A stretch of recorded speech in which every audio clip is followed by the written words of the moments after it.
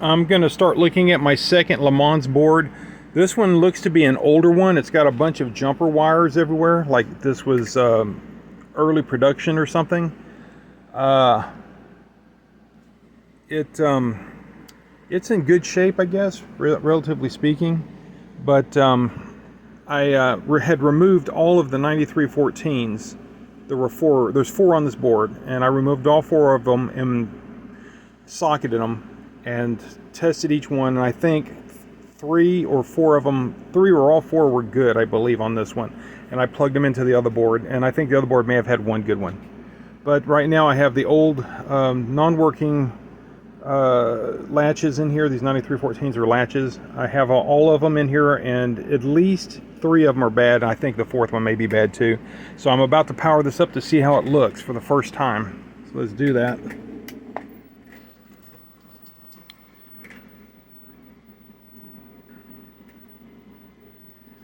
Yeah, so that's about what I would expect with those 91 or 9314s being bad. But it looks like the ROM data is there and showing me what the tracks are going to look like. So let me swap out the 9314s from the other board and let's see what it looks like after that. Okay, so I've put all the 9314s from the other board onto this one, and getting about the same thing. Some weirdness going on here. Not sure what that's about. The track is there. The other stuff is missing. I don't know if it's the ROMs are bad or if it's a logic problem. I'm going to assume a logic problem. Well, let me swap the ROMs first and see what happens. I'll be back. Okay, I swapped the ROMs and it doesn't look like anything's different, so I'm going to conclude the ROMs are not the problem. So I'm going to have to probe around, trying to figure out what kind of logic problem can cause this. It's looking like the, well, first of all, the scores aren't being displayed, and also the finish line is not looking right. So maybe I'll start on that circuit for the finish line. I'll start probing around and I'll be back. Well, since I didn't have a finish line image on my screen on the map, I checked out this signal here. It is stuck. I believe it's stuck low. I have activity on 42V, that's working, and this one is low. That signal, pin 10 is low, so that gate's okay. So I looked at this gate. This signal is not changing at all. None of these signals actually on this 9321 are changing at all. I think this is equivalent to a 139, a 74-139. I'll double check that. But basically none of these outputs are active, and it's because this enable is high all the time. So if you trace that enable signal, it comes from this D flip-flop here. There's activity on pins 2, 3, and 4. Pin 1 is high, which is correct, but pins 5 and 6, the outputs in other words, are not changing. So I'm going to replace this C3 to start with and see what changes after I do that. Let me do that. Right now I'm letting my equipment warm up, my desoldering gun, and once it's ready I'll be swapping that out. Alright, so I've been probing around and haven't really found any problems. The car does drive. I had to clean a potentiometer for the audio. Let's see if I can get this started here. So the audio wasn't working because the potentiometer for the volume was dirty. I cleaned that up.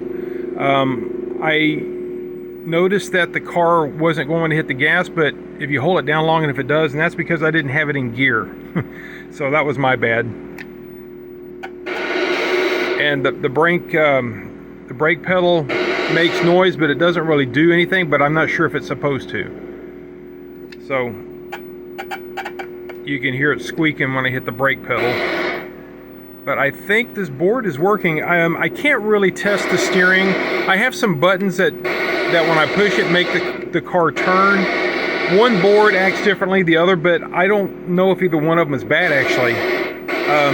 I just need a steering encoder controller, and I'll try to rig something up eventually, but that's going to be a while from now.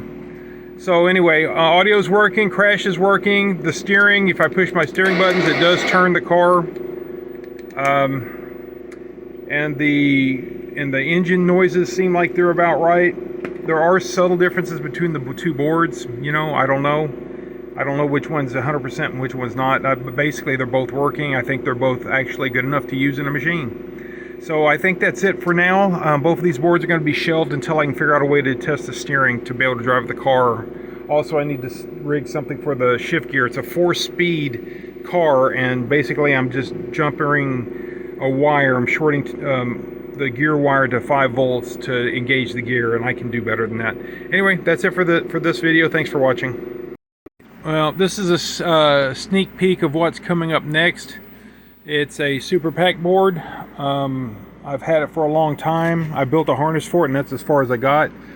Looks like the colors are messed up. I actually don't remember this board booting at all, so I'm surprised it's working. Looks like it's working. Colors are wrong. I haven't done any other testing than that.